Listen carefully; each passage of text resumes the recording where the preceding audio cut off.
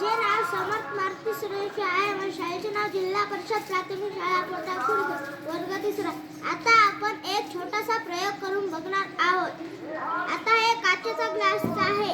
या काचेच्या ग्लास मध्ये मी थोडे पाणी टाकणार आहे.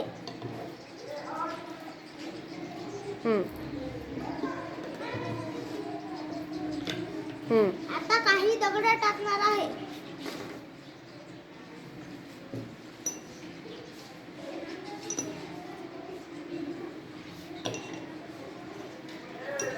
यावरून काय लक्षात आले?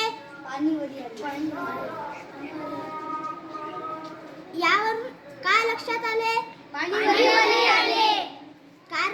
कारण की दगडांनी काही जागा व्यापून घेतली आहे. आता आपण दुसरा एक छोटा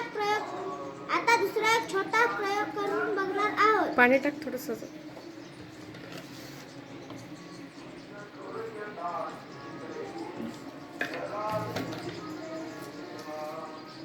आता हे काही कागदाचे तुकडे आहे.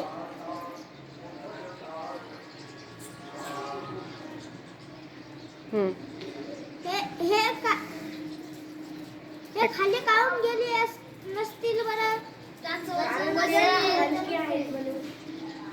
कारण की यांचं वजन हलका असते. हे वजनाला कागद वजनाला हलके असतात आणि दगड वजनाला जाड असतात. म्हणून ती बुडाला गेली आणि कागद तरंग